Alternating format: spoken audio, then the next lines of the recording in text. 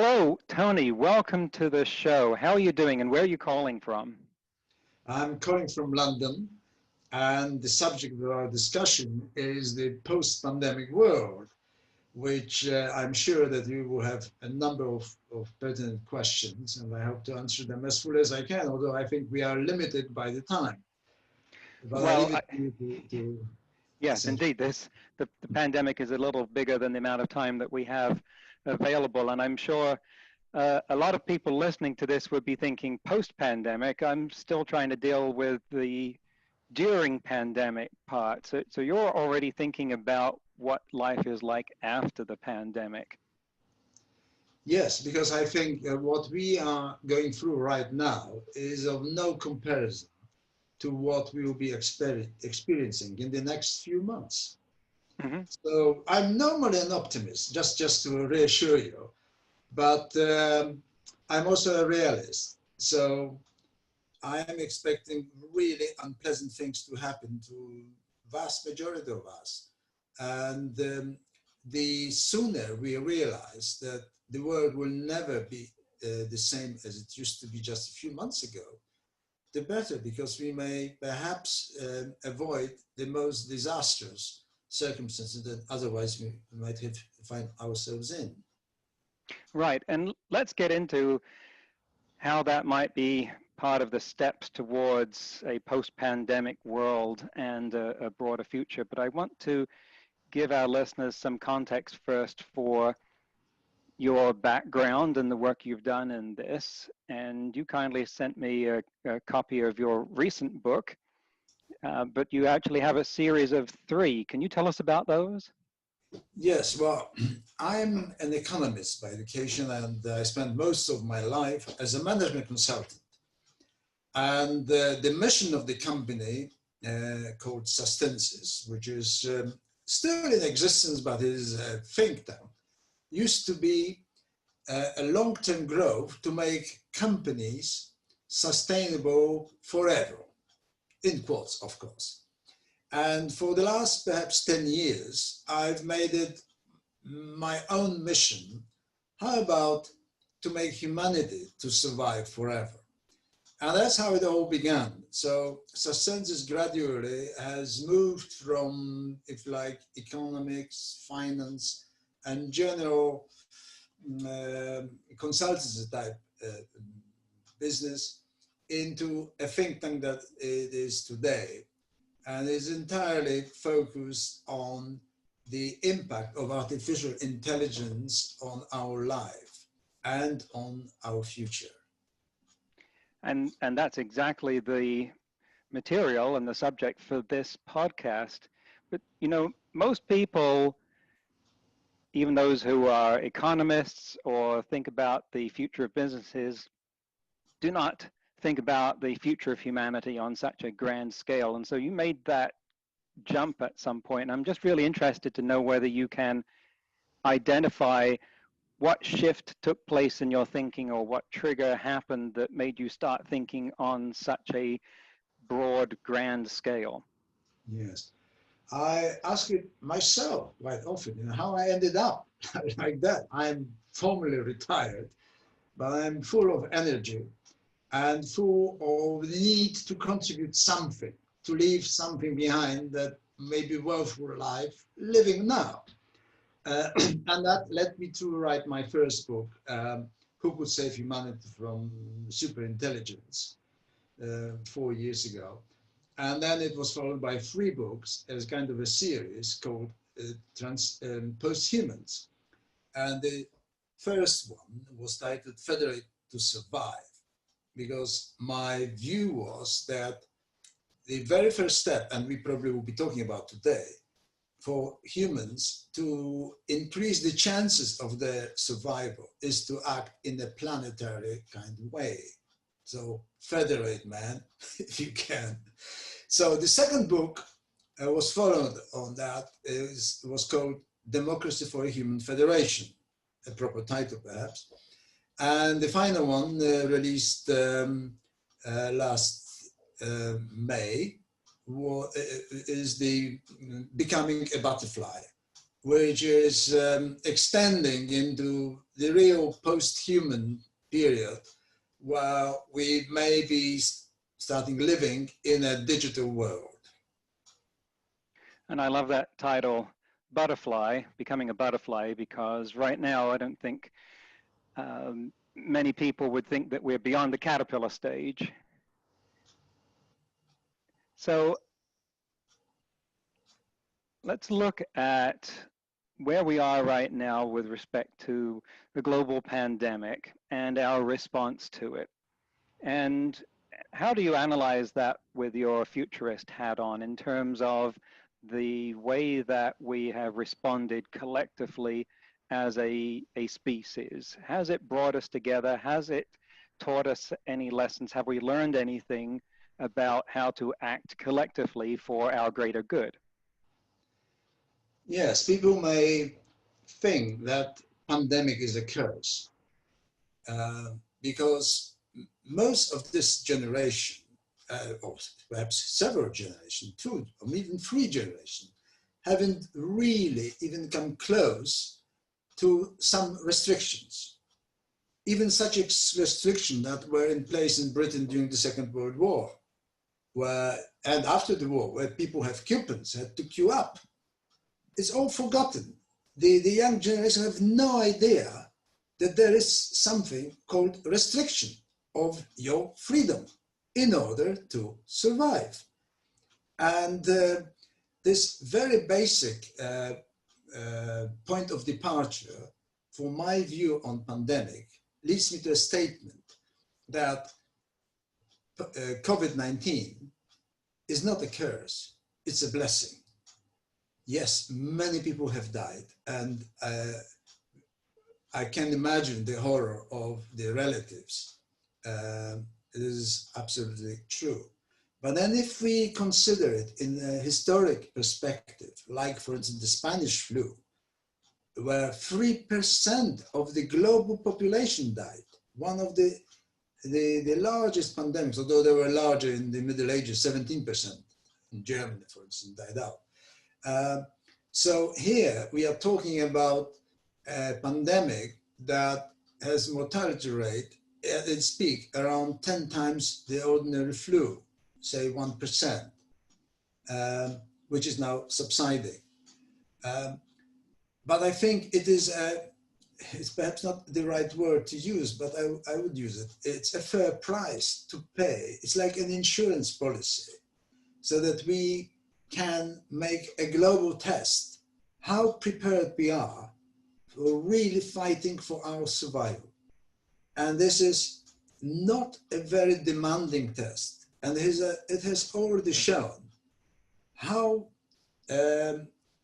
unprepared we are, not just in the UK, because I'm speaking from London, but I think it's in most countries. If you think about the United States, if you think about Italy, apart from China, which I think has done, whatever you think about it, they have done an extremely good job. So from that point of view, I think what we are going through right now is nothing in comparison, which we'll have to experience in a few months' time, when we will have to face the consequences of that pandemic, not the medical ones, but the economic, social, mental, global, in terms of trade, politics. The world will be shuffled like a pack of cards. Indeed, and as you say, some countries have done better than others, and we had as our first guest on this show, Audrey Tang, the information minister for Taiwan, who told us how she had been instrumental in architecting that country's successful response to the pandemic so far, and it actually illuminated, I think, a number of the approaches that were successful there, but we weren't as adept at adopting in the West due to certain cultural differences. So as you say, it's a high price to pay, but for that price to be worth it, for that suffering to not be in vain, it would have to be preventing something greater. And if we look beyond pandemic, then the greater thing would be a disruption or transformation globally of what kind? Well, we are now entering not the speculation. We are talking almost at something that is tangible. And I name it. It's technological unemployment. That, in my view, was to happen in the next 5-7 years, but not right now. But pandemics has changed all of that. And the reason, I mean, there are the positive and negative side of that, of the pandemic, as far as the employment market is concerned and the global trade. Let me start with the positive ones. We have experienced quite a turbulence in the supply chain caused mainly by China. I'll give you one example. To buy a face mask in April in Britain was almost impossible in a capitalist system where, you know, the demand is the king. And there was a high demand and there was no supply because the supply chain was 10,000 miles away. So that we have learned from that pandemic, that the 2-hour just in time may be very nice in the time of peace. Everything flows fantastically, but we have forgotten that this is almost like a miracle, that in the 70 odd years after the war, we are not exposed to anything that has stretched that reliance that everything will run smoothly. Everything has been running smoothly, and suddenly it is not. So the consequences of that is that, and the positive one is that we'll be investing a lot in manufacturing, in robotization, to get those jobs that went to China back here. And this will be a positive virtual circle, because the more robots that will be installed, the cheaper they become. And that's already a critical mass that has been created.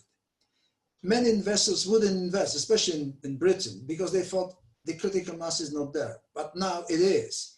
In the States, it's probably going to be even more profound. And Mr. Trump must be very pleased, perhaps too late for him, that the Rust Belt will be derusted and a lot of robots will be there. So that is my positive look at that. The negative one is that millions of people will be unemployed. In the UK, I just heard yesterday, there was an economist saying, perhaps as much as 8% would be unemployed. Well, you can't be serious as Mr. Macron, what was it, this tennis player name? McEnroe. McEnroe said, yeah. In Mrs. Thatcher's years, we had double-digit unemployment in relatively normal times. These are abnormal times when things change at exponential pace and in so many sectors at once. I give you one, is the office and government sector, say, where most people go to work, say in the city, in the financial sector. 10 years ago, I said, why are people building skyscrapers in the city of London? This is a fallacy. This office will be empty 10 years ago. And my understanding was that the robotization, and I didn't know about Zoom then, but anyway, that it will essentially force the employers to deploy the work home, so that people don't have to travel and don't have to pay for the offices. And that's exactly what happened. Even in March in London, they opened the second largest building. And I was at the opening at Imperial College when I asked the question. And that was before pandemic, really, the 2nd of March. This was one of the last conferences in London. And he was confused why I'm asking the question, right? He only had to wait several weeks in order to get the answer. And this is an example. What are we talking about? That perhaps a third, maybe a half of the working population, the office population, will be working from home. And the second aspect is that I think the unemployment will be in double digit, but it will never, almost never go back. It will grow. And that is where what very few economists or politicians utter, because it's just incomprehensible. But that's what technological unemployment is going to be. However, on the positive side, and an optimistic one, is that I think if we survive the next 10 years, right, this decade is going to be the most turbulent, I call it the mature superintelligence decade, then we will have passed most of the imminent risks, and we will start getting benefit of this large-scale robotization, AI, and so on. So people will be paid, will be secure, and hopefully will be safe. We're covering a lot of territory there, and as the saying goes, that which doesn't kill you makes you stronger. I think that's the guiding principle here. I have the word resilience on my whiteboard at the moment in big letters, and as a watchword for the immediate future, because I hear you saying that the retail infrastructure, the supply chain, the service economy were all optimized around rapid delivery and quick gains, but weren't engineered for resilience, weren't engineered for disruptions to global transportation, tariffs, or borders closing. And that we neglected that for the sake of what looked like safe gains and profits in the past, and now we're paying the price for that. And the other thing that struck me was we're talking about the level of unemployment that we're facing right now, and that's already approaching the levels that the most pessimistic projections for near-term structural unemployment due to automation from artificial intelligence were at. I mean, the biggest number that had much credibility behind it was the 47% from the program out of Oxford University. That was a 10 to 20 year time frame. And now we've had levels like that, peak levels like that in places during the pandemic, and no one's terribly optimistic about those going back to where they were before. So let's talk about automation here and where it could go, because AI is one of those things that sparks these continual conversations about being very, very good and very, very bad at the same time. The pandemic is pretty much negative. You can have positive side effects of our response to it, but no one would object if the virus was eradicated and never appeared on this planet in the first place. Whereas AI stands to bring us these enormous benefits. At the same time, we have to deal with structural unemployment arising from automation. How should we structure our society to be resilient to those effects while getting the benefits? Well, you said structure our society, which is a very large subject. Are we talking about the governance? Are we talking about the international relationship? Or are we talking about singular states? Take it wherever you want. Right. Yes, the subject is very, very large indeed. And perhaps let's look at the global stage. What is the impact of things like technological unemployment and many other issues that have come to the fore, like the complete incompetence of certain governments, like the British one? It is just unbelievable. And so little criticism, still so little criticism. That is worrying in itself. So what it will do, in my view, is not only that the post-pandemic period will be a shock in the economic sense, but it will be a shock on the political stage. And by that, I mean that the populists will have to deliver. And that is the most difficult part of governing for any party or any shade of, if you like, governance. What Mr. Trump has been promising America, like the removal of or replacement of the Rust Belt, may actually, to some extent, happen. Not because in the way that he wanted it, envisaged it, but because just coincidentally, because of pandemic, some of the jobs will come back really to America. But I'm also talking about the friction between the nations that are otherwise quite close, even within the European Union. If you think about this decade, in my view, we are entering similarly,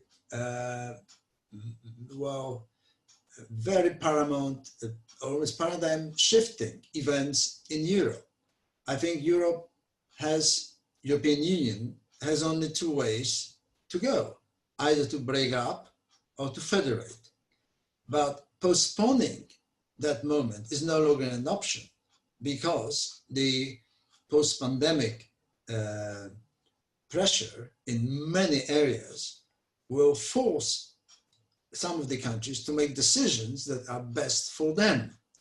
And I give you one example, and this is the positive way that I think it may go. Take Germany. Germany thinks that they may avoid the undue, some of the leaders in Germany now think that they may avoid the undue payments to the budget for the countries that cannot cope with economic disaster that they may have created previously. And now, on top of that, they have to face the post-COVID repercussions. So they may say that if we, for instance, federate the Eurozone, we will be in charge anyway. But the difference is that we will look very closely into the budget of all those countries. Yes, we may pay slightly more, but not for the longer period. So overall, it may be a better deal for Germany. And that is one way that the federation of the European Union may happen in the next few years. I'm not talking about 10, 15 years. And the second option is the reverse, like the Dutch and the Scandinavians may pull out, saying we no longer want to finance those laggards. And by that they mean the southern belt, if you like, Italy, Greece, and so on, with which France might cooperate in order to have more influence in that kind of federation. Because there is an Article 20 in the Lisbon Treaty that allows a minimum of 9 countries to exit the European Union and create a federation. And that state may then become a member, will still be a member, but as a state of the European Union. So there are various versions. So the third version is the most dramatic one, is a complete breakout, that you may have, say, a number of Beneluxes of the European Union, like the northern countries, some southern countries, and so on. That is the worst scenario in the era of artificial intelligence creating havoc by malicious actors or by error or whatever, and then the technological unemployment and all those semi-existential risks that will come together. And if they combine, you may get a terrible, terrible situation. And therefore, the disruption of the European Union, the fallout of the European Union will have an order of magnitude impact worldwide, not just in Europe. So I can see it, both positive and negative outcome, but I think the decision point by 2025 is going to happen. Wow, fascinating. Just for the benefit of some of our listeners that might not have as much of a European background, you referred to Benelux there, which is the Belgium, Netherlands, Luxembourg group of countries in Europe.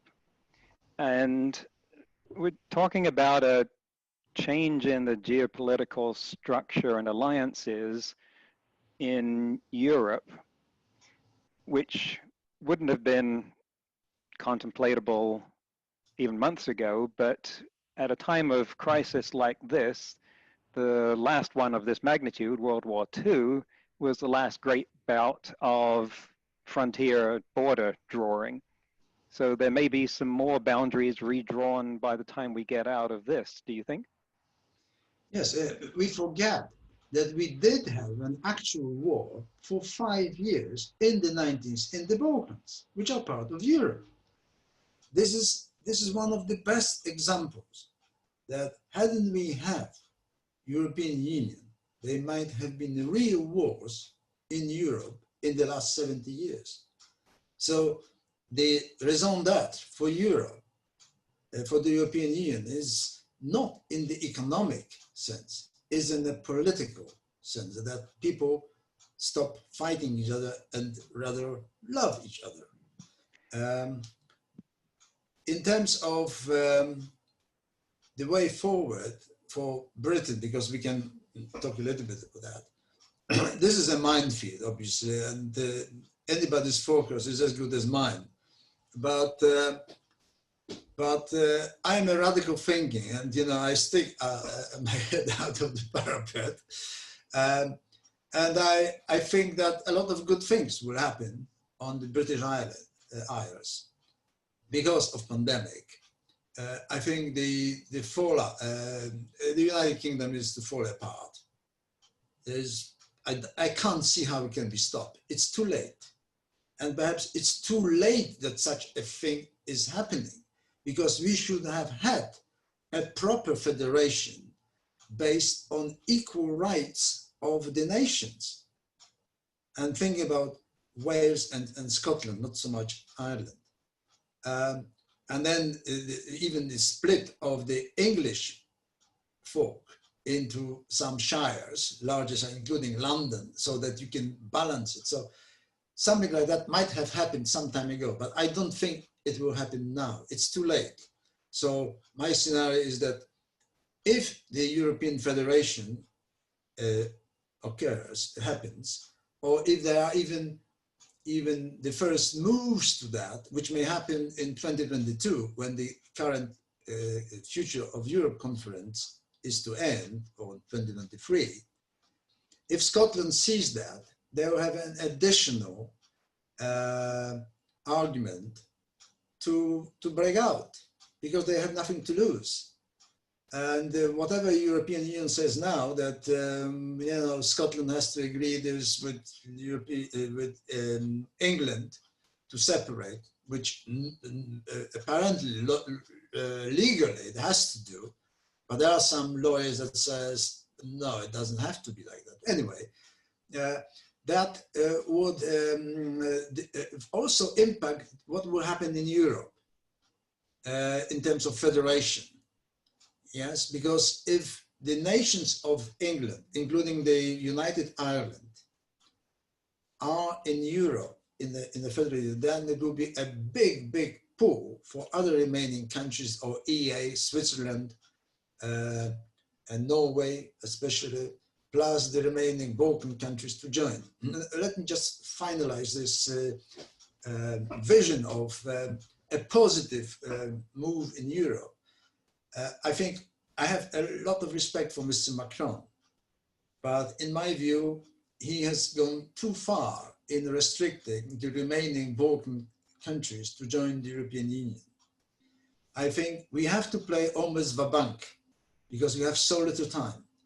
So it is better to take Albania, Moldova, not the Balkan country, but Serbia even, into the European Union, and knowing that they are not really ready.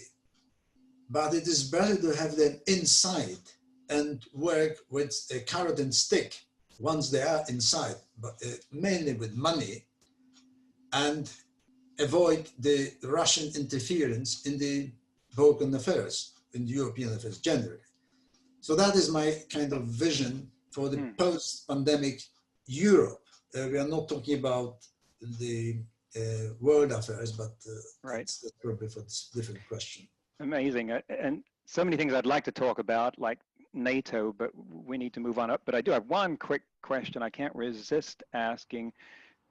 Right now, do you think in Westminster, the Brexiteers, the Leave Party, do you think in the wake of the pandemic, they're going, that was a great decision, or wish we hadn't done that? If you are talking about MPs, I think they are unreformable. They can't reform.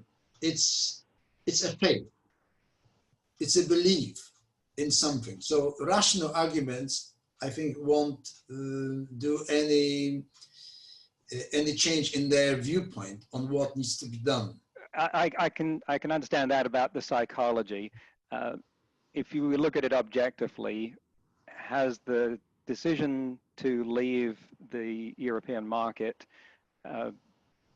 did that play to Britain's advantage or disadvantage specifically during the pandemic? Well, we could see it. It was a disadvantage. We could see it with the personal protection equipment, almost scandalous. Perhaps somewhat with the supply chain, although we didn't feel it horribly, but it might have ended up horribly. We don't know whether we are out of the woods because we don't know what happens on the 31st of December. If there is no deal and we are still in sort of pandemic period, that may be additional regret. Why didn't we stay in the European Union? Sure. So yeah, Brexiteers must have, I'm talking generally about the population, many of them must have second view on what has been done to them, especially in the northern part of Britain, which is already hardest affected. What a paradox and what a shame. I think this is lack of education and the propaganda, the Soviet-style propaganda during the Brexit campaign that wasn't resisted properly by the Remainers. And this is the result. Not only in the UK, but we have the same thing in the United States. Absolutely. Right? We'll be talking about disinformation campaigns on another episode, I'm sure. To move this onto a broader and long-range perspective, and to bring your background in economics into play here, I'm thinking about the dividend from artificial intelligence and advanced technology. We know that can create enormous wealth, but we don't have a wealth shortage. We have a wealth distribution problem in the same sense that for 30 years, at least, we haven't had a food shortage in the world. We had a problem getting it to the people who were starving, while in other countries they were throwing it away. And there was never any need for anyone to starve. Now, if we consider the kinds of benefits that could accrue from deploying AI and other advanced technology, we can see all kinds of wealth that could be created as a result. But if we keep the same structures that we have now, there will still be people in grinding poverty, and there will be others that are insanely rich. And it seems to me that the current systems we have for spreading that wealth around don't allow us to make a distribution of it that creates a world that works for everyone. What are your thoughts on that? Well, I'm always a campaigner for world wealth distribution. And in my first book, I proposed the creation of the Global Wealth Redistribution Fund. This is similar to the United Nations Sustainable Development Goals, but it goes much, much further. And the mechanism of running such a fund is entirely different. So let me just go perhaps 20 years from now, but I start where we are now and how we can get to in 2040. all countries of the United Nations, members of the United Nations, 183 were asked. It was in 2010, I think, to 2001, to donate 0.7% of their budgets to that Millennium Fund, as it was initially called. It was then rehashed as the Sustainable Development Goals. In 2015, only 7 countries in the world made that 0.7% GDP contribution, among them Britain, which addition in 2015, Mr. Cameron put into the law, which is now under pressure from Rishi Sunak, the Chancellor, who wants to abandon that commitment. But anyway, 0.7%, now many more countries pay 0.7% to that fund. What I propose is that we can achieve 2 goals. First of all, to rectify the damage, the horrible destruction, the catastrophe that the colonial powers brought on the African nations and the Asian nations in particular over centuries. So this is at least the time and at least the minimum that we could do to share some of our wealth with them. The second one is that such a global scheme on an entirely different basis and in a different magnitude of health would stop the uncontrolled massive economic migration. And not only economic, it might become a survival migration, literally, physical survival.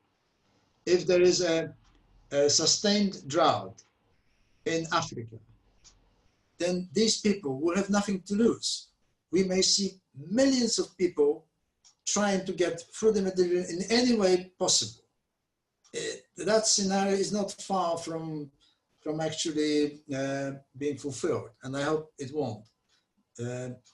Therefore, the way forward would be, for instance, for the European Union, which I consider already a kind of a pseudo-world government, because unfortunately we can't rely on the United Nations for all the good reasons that this a lot good is said about the organization, but unfortunately when it is needed and when some drastic and fast actions are needed, this is no good. So we need a different organization. The European Union is already taking a kind of a mantle of responding instead of the United Nations in that area. It could do more.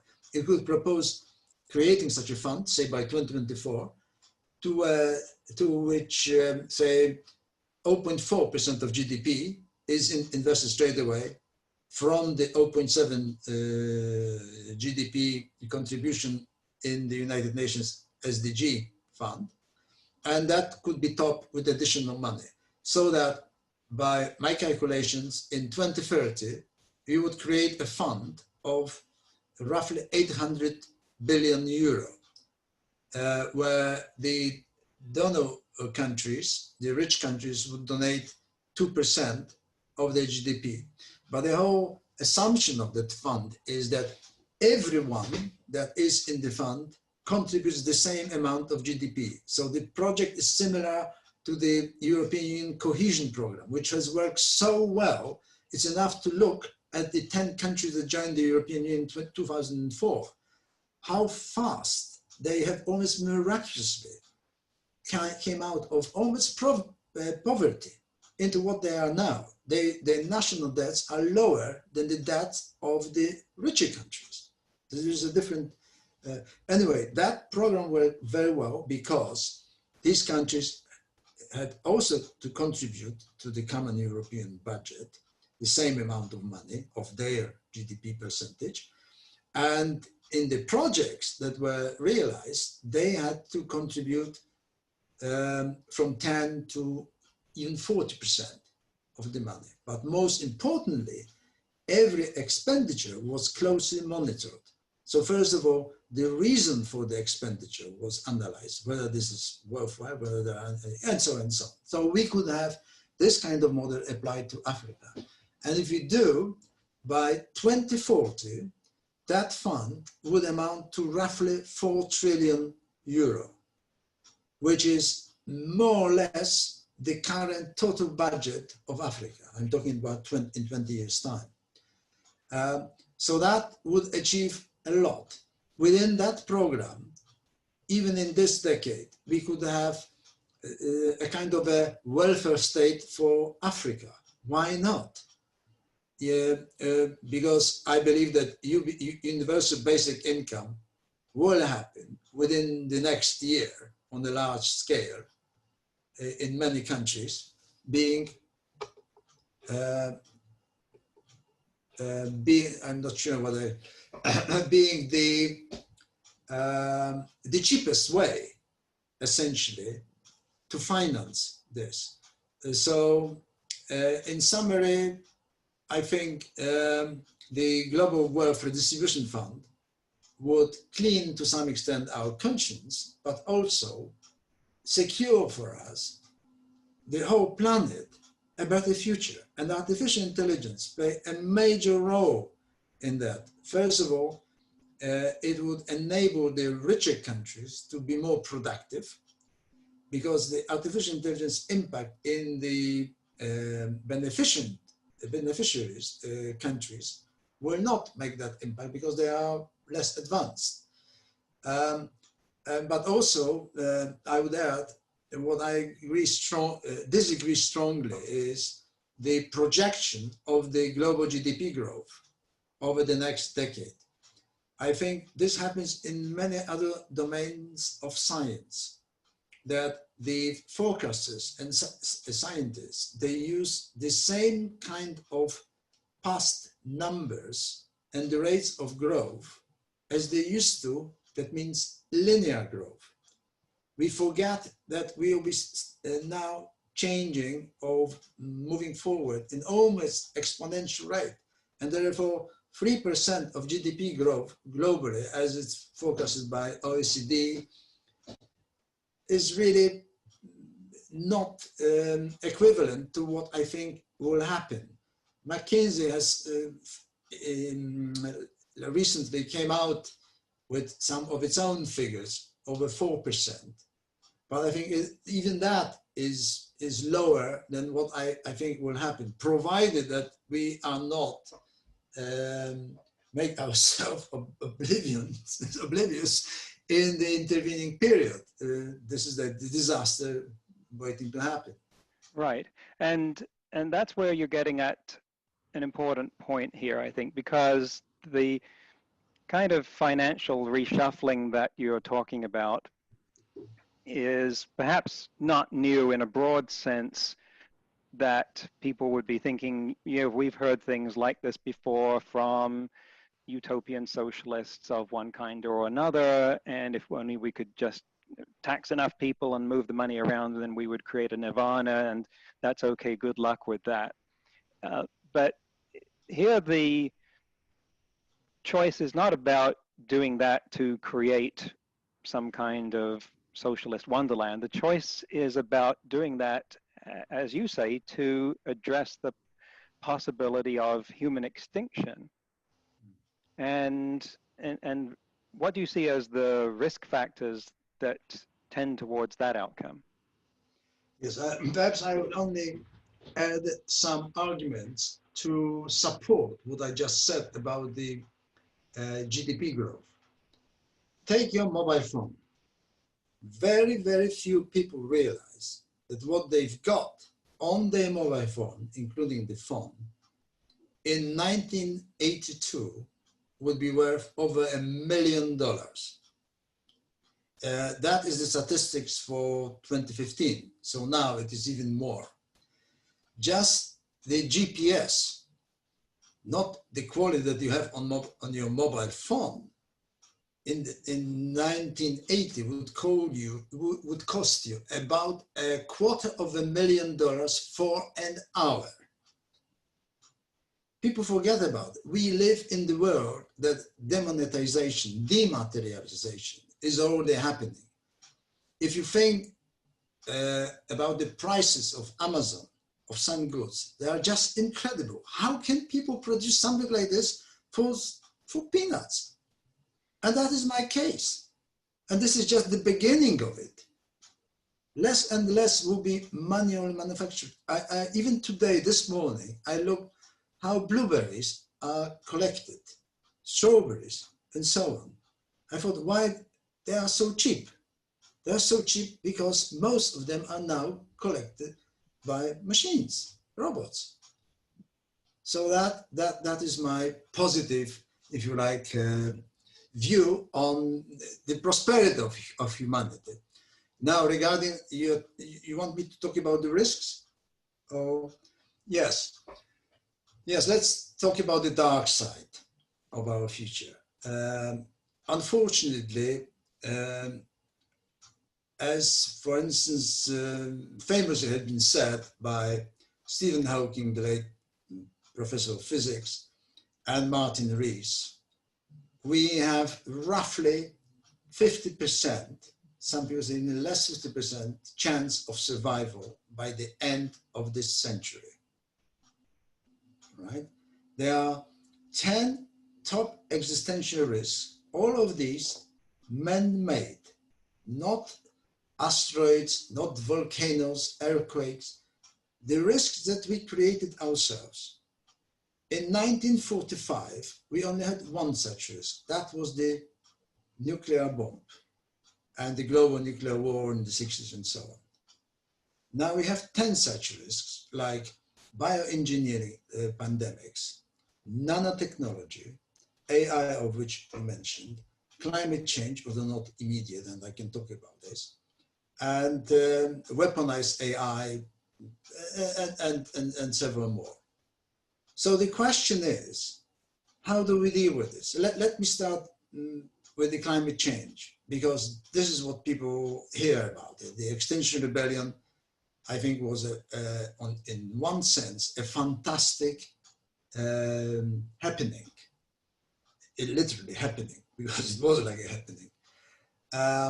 Because it drove home a notion that we are living on one planet.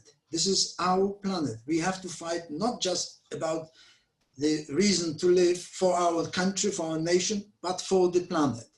And although some of the means were pretty drastic and I wouldn't subscribe to them, the message and the point of view was wonderful. The last time that we had it was during the CND times. Perhaps you remember that. Campaign for Nuclear Disarmament. Yes, yes. Although I strongly disagreed with the way, what the Extinction Rebellion and CND have in common is that they looked at the whole planet. They looked at civilization, at humanity, that we can all perish. And that is the point of departure from climate change. Unfortunately, I think it is being exaggerated in using existential or extinction. Extinction will happen, but not in the next 10 years, 20 years. No. If it will happen, say, in the next century, towards the end of the century, in literal sense. The damage is already being done. It will be even more damaging if we don't do anything. However, there is nothing to compare it with the artificial intelligence, whereby 2030, we may have, and Stuart Russell, one of the top AI scientists, in his book, Human Compatible, recently published, makes precisely that point, that by 2030, we may lose control over the development of AI. It will be too late, just the end of that's why I call this decade the decade of immature intelligence. And ignoring, or say, passing over the other remaining risks, the artificial intelligence in this decade may have several aspects which may endanger perhaps not the species, but the fate of civilization in extreme examples. First of all, it would exaggerate other existential risks at the same time, such as pandemics, if there is any, or global warming, and others. But secondly, it will be a weapon of first use, if you like, by those who still imagine that they can rule over the world. Weapon of choice, especially if it can be done sort of clandestinely, like those little green men in Crimea, right? It's not us, said Russia. So China will say, it's not us, right? Us too. And therefore, this is the first direct malicious use of the AI in this decade. The second one, which is more probable perhaps and may happen earlier, is the inadvertent acting of AI, or AI systems, say in a few years' time, that may paralyze communication, water supply, electricity, and even launching nuclear weapons. Right, and at the time that this episode airs, we will have had Roman Yampolsky on in a previous episode, who will have talked at length about those scenarios.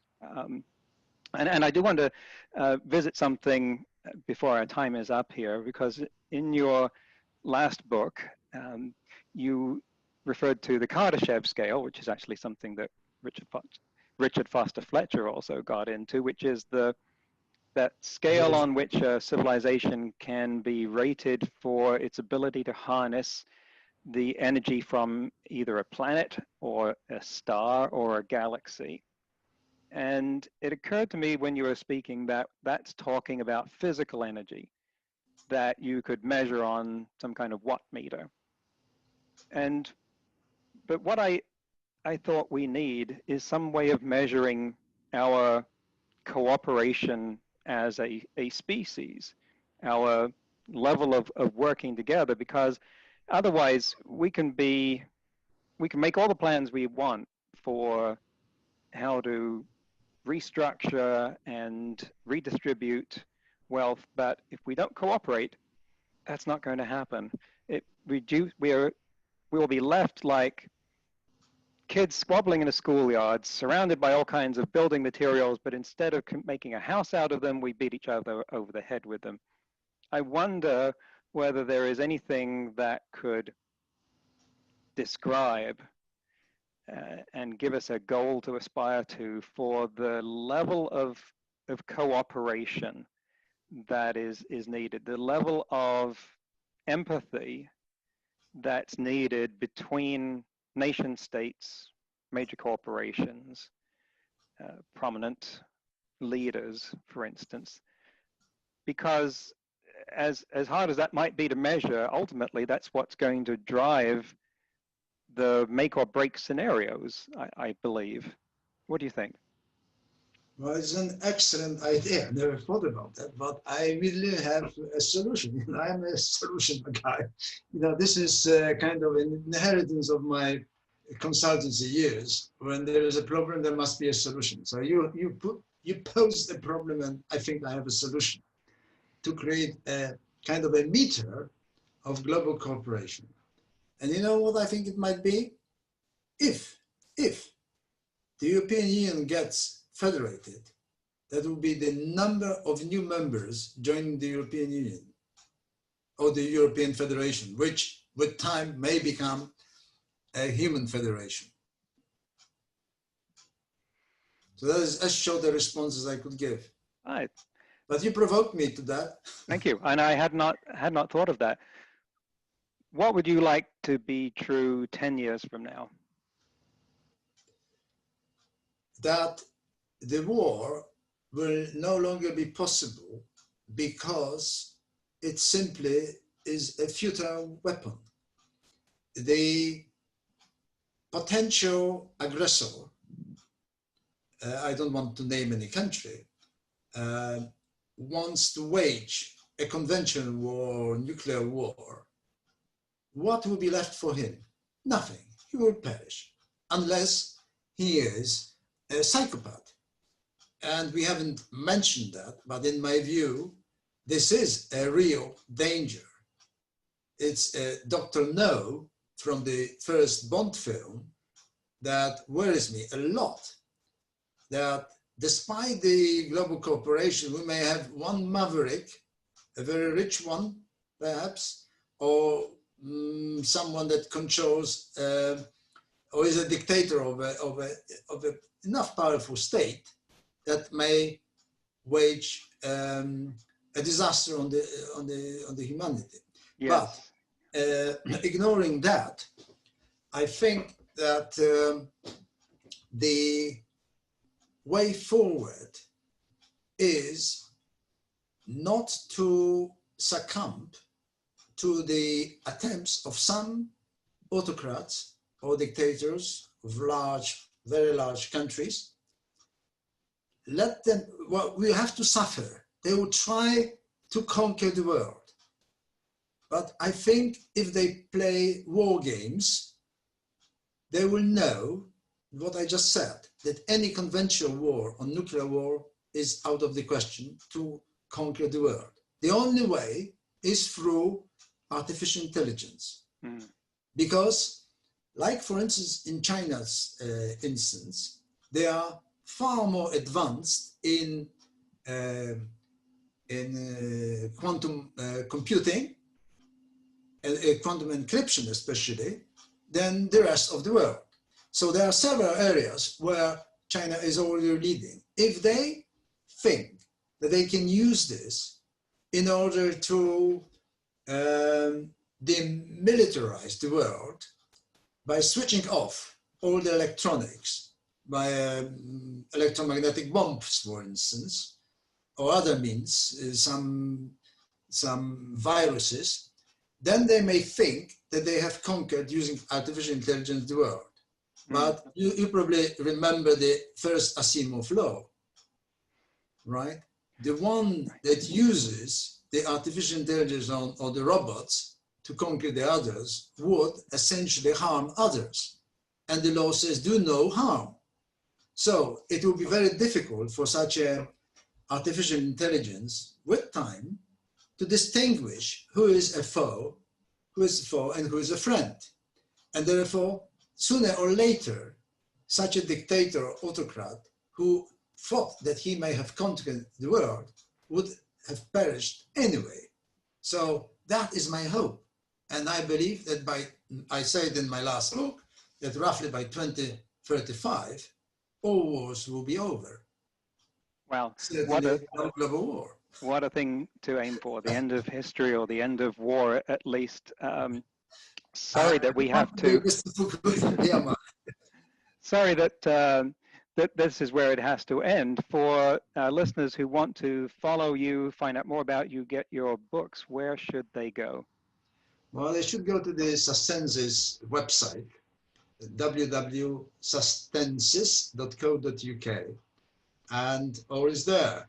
I invite experts and just anybody who is interested in the subject to contribute to the website, because it's like a kind of a melting pot of ideas, how we jointly can think of some approaches, some counter weapons, if you like, that will stifle those who still dream of conquering the world. Thank you. Thank you very much, Tony Charnetsky. It's a pleasure talking with you. Thank you, Peter. Thank you. All right. If you're wondering what artificial intelligence could mean for you or your business, listen to AI and You, the new podcast that explores the impact of AI on your life, your work, and your world.